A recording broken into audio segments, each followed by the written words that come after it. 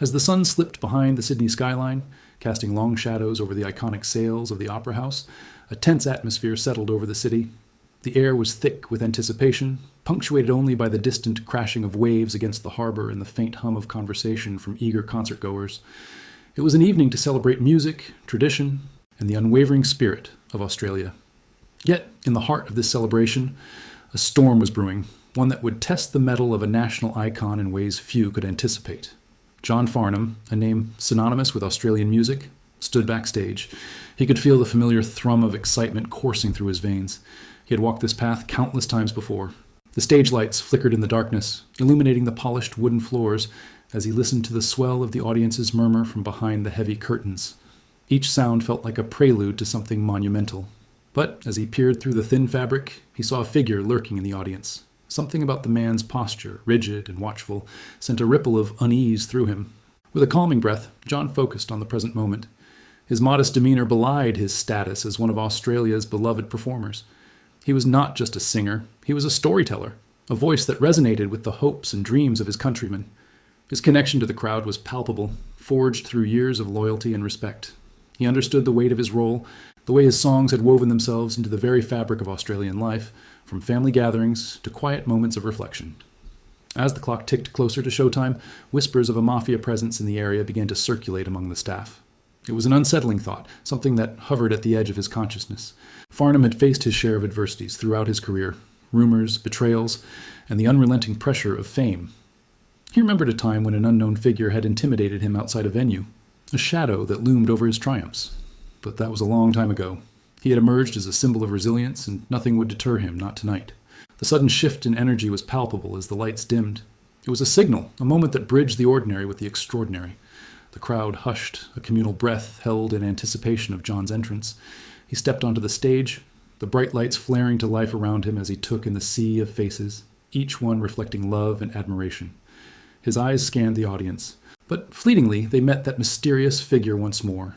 A chill ran down his spine, not from fear, but from an instinctive understanding that something crucial was about to unfold. With a gentle nod, he lifted the microphone. The first notes of his opening song curled into the air, enveloping the audience in a nostalgic warmth. He poured his heart into the melodies, but even as he sang, an underlying tension knotted in his stomach, a reminder of the man who had been watching him closely. The music flowed effortlessly. It was second nature to him. The stories of heartaches and triumph echoed back at him from the crowd, their voices entwined with his. Yet the shadow never left. The figure was a constant presence. Farnham realized that the concert was not just a performance. It had become a stage for a confrontation that would transcend his music. The atmosphere was thick with unspoken words, each note a brushstroke on a canvas of fear and courage. The audience remained blissfully unaware of the brewing storm. How could they? They were lost in the music, in the memories it stirred, in the man before them who had always been their unwavering voice.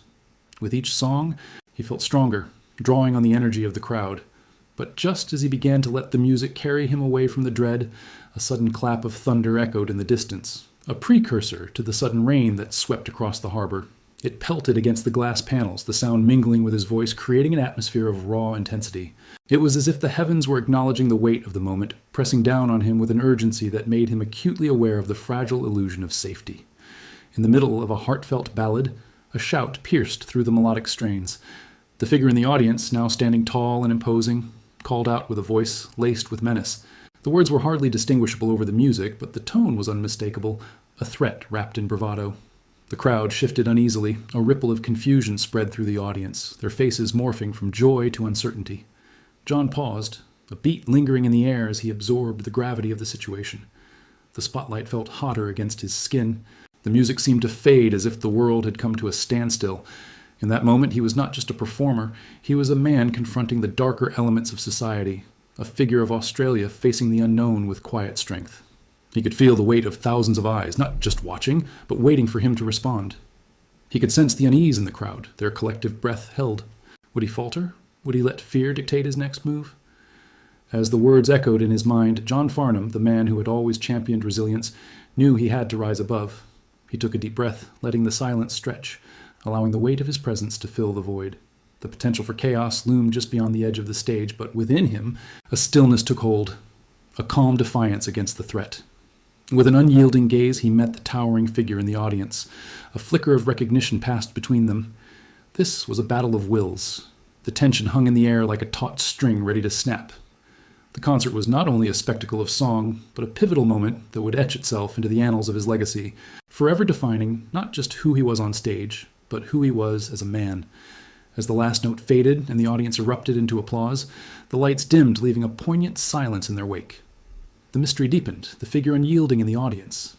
John Farnham stood tall, the weight of Australia's hopes resting on his shoulders, and as the shadows deepened around him, he knew that the real confrontation was only just beginning. The first notes of John Farnham's voice floated through the air, sweet and powerful, enveloping the crowd like a warm embrace. He poured his soul into the lyrics, the music weaving a tapestry of emotion, nostalgia, and community. Yet, as he performed, a sense of foreboding loomed over the venue, thickening the air with each passing moment. The storm outside mirrored the tempest, brewing within the audience, a subtle undercurrent of tension heightened by the persistent presence of that shadowy figure. Midway through his third song, the atmosphere shifted drastically. The Mafia boss, a notorious figure named Marco the Shark Vasilis, had spent years cultivating an iron grip over the Australian music scene, using fear and intimidation to command respect. Known for his ruthlessness, Vasilis was rumored to have connections that reached deep into the industry. A man who could make or break careers with a mere whisper. In that moment, he decided to disrupt the concert, raising a hand to silence the crowd. "John!" he bellowed, his voice a jagged edge cutting through the melodic air. "You think you can just sing your little songs and forget about us? You're in our territory now." The room fell into a stunned silence, the audience frozen in disbelief. Eyes widened, breaths caught in throats, and hearts pounded in unison. This was not part of the show. John locked eyes with Vasilis, that cold, calculating gaze piercing through the layers of excitement that had enveloped him just moments before. John's heart raced, but his demeanor remained calm, anchored in an inner strength that had been forged over decades of performing.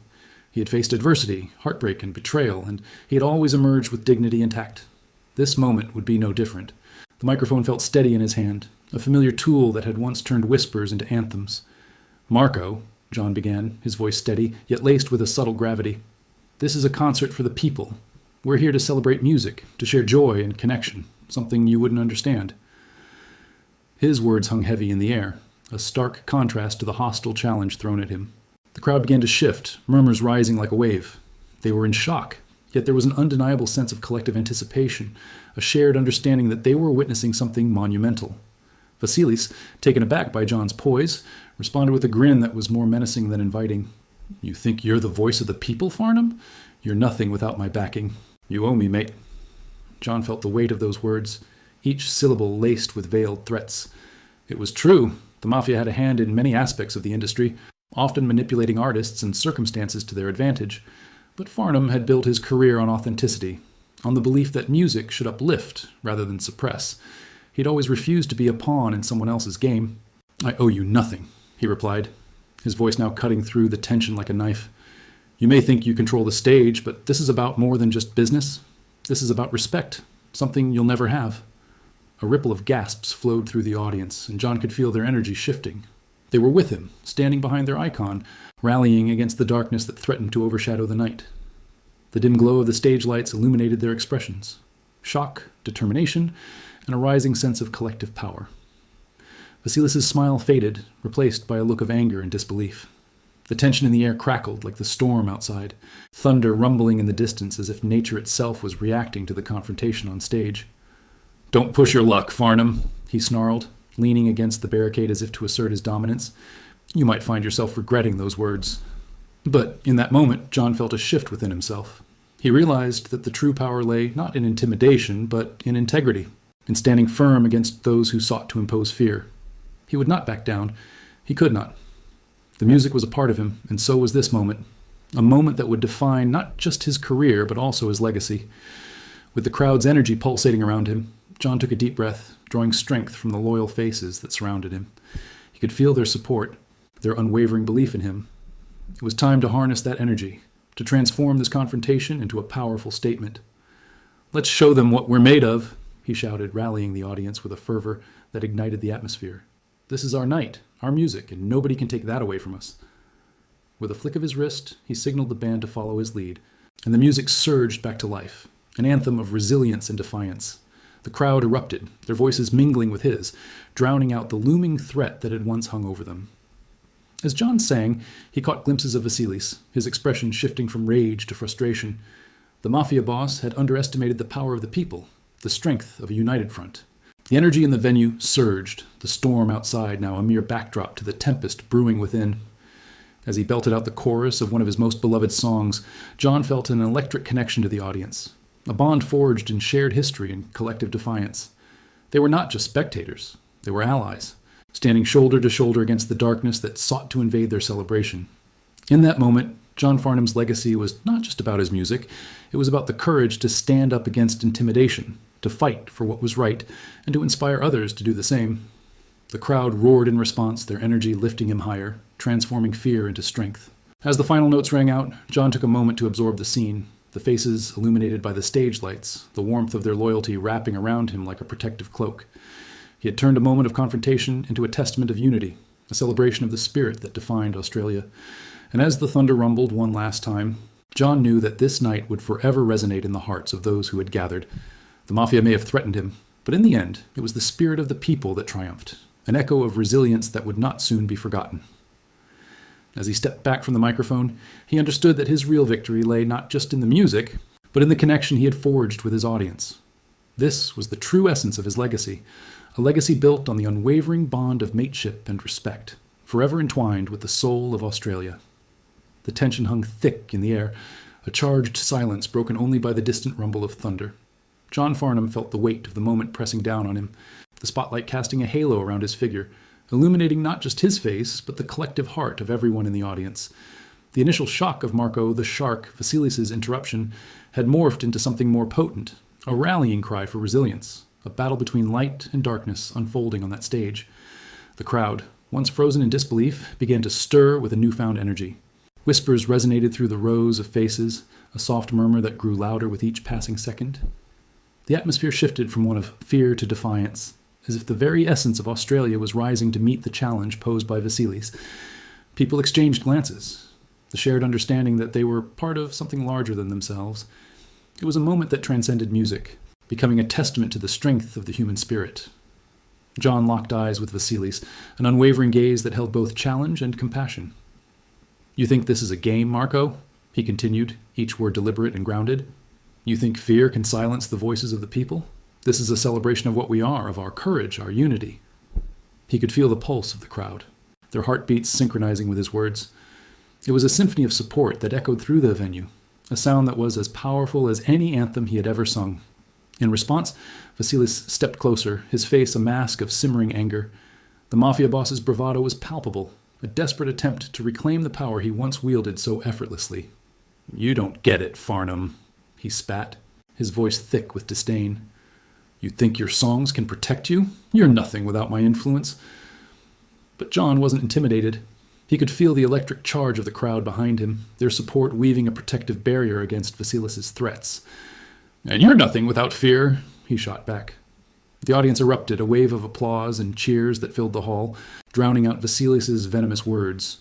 Each clap resonated through the walls, a clear message that the people of Australia would not cower in the face of intimidation. As the cheers surged, John felt an unfamiliar strength course through him. He was no longer just a performer. He had become a symbol of defiance, a beacon of hope against the darkness. The storm outside raged on, rain pelting against the roof, but inside the opera house, a new storm brewed, one of solidarity and courage.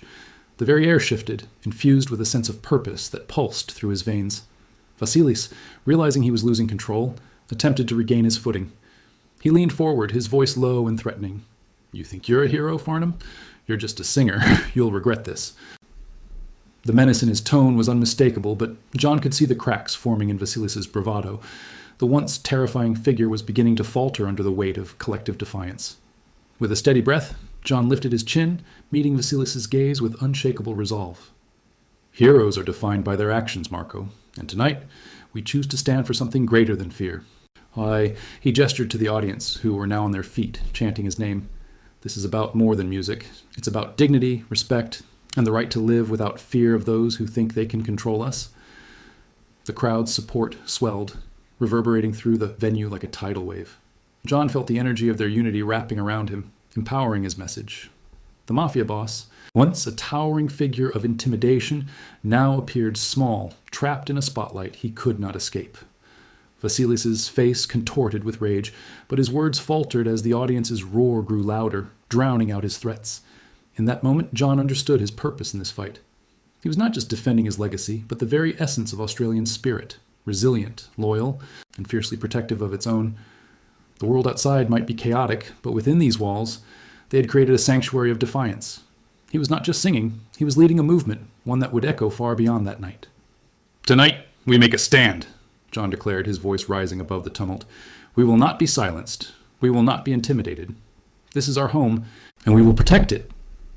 The energy in the venue exploded, a wave of sound and emotion that washed over him, igniting a fire within. The cheers transformed into a chant, "Farnham! Farnham! Farnham!"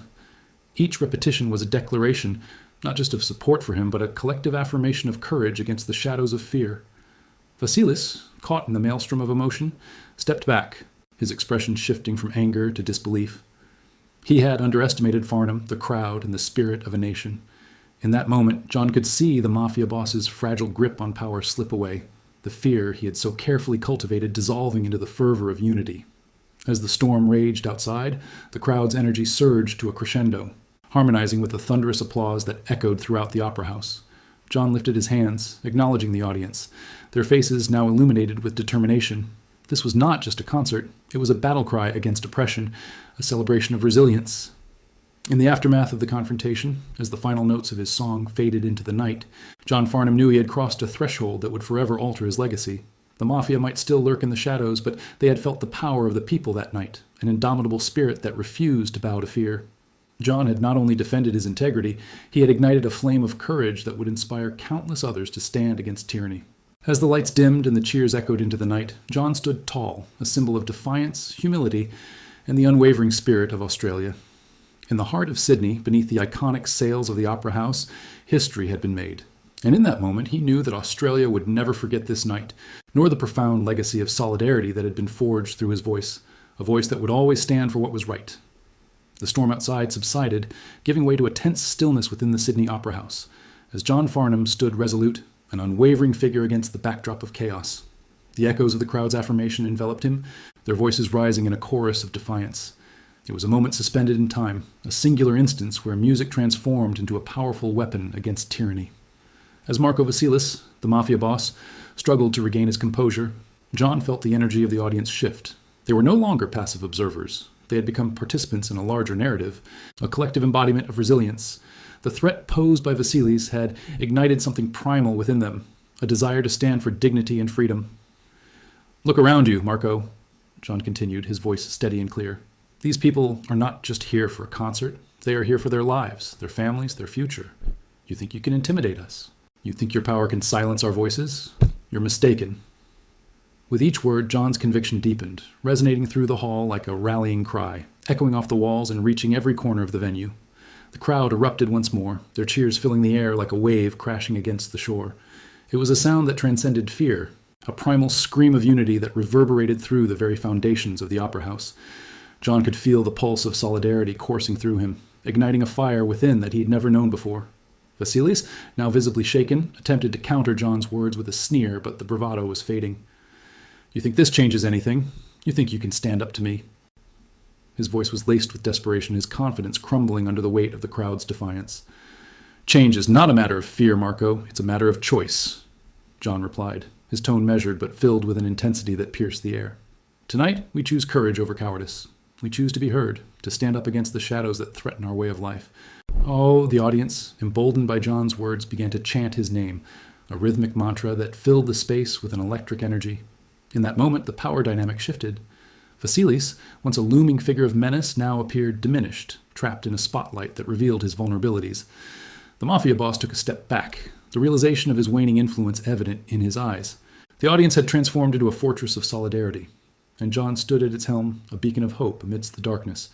As the chants grew louder, John raised his hands, urging the crowd to quiet down. The hall fell into a reverent silence, the tension palpable as he prepared to deliver the final words that would seal this moment in history. "Let this night be a testament to our strength.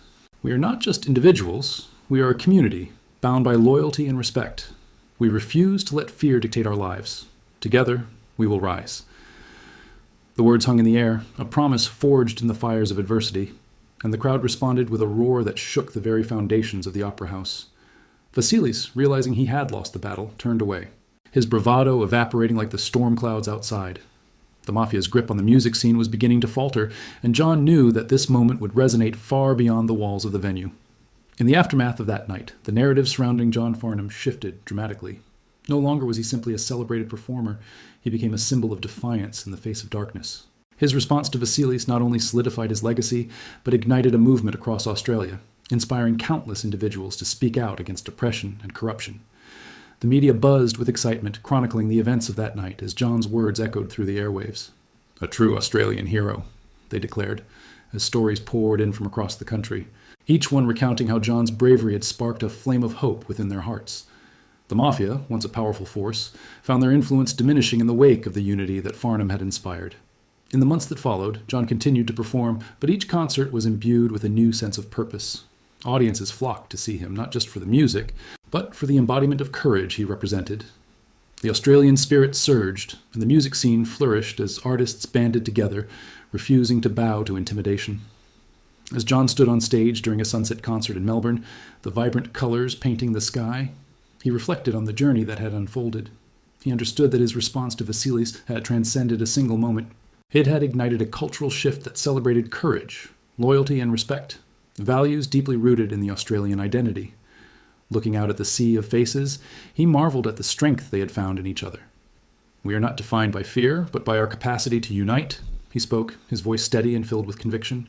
"Together, we are unbreakable." And so, John Farnham's legacy grew, a testament to the power of music as a catalyst for change. The story of that night became woven into the fabric of Australian culture, a reminder that in the face of adversity, courage could emerge from the shadows, illuminating the path forward. As the final notes of his song lingered in the air, the crowd erupted into applause, a sound that resonated with the essence of Australia, a land where mateship and resilience defined its people. In that moment, it was clear. John Farnham was not just an artist, he was a symbol of hope, a reminder that even in the darkest of times, the human spirit could rise and shine brightly. Australia never forgot that night, nor the man who stood tall against the tide of fear, embodying the spirit of a nation united in defiance.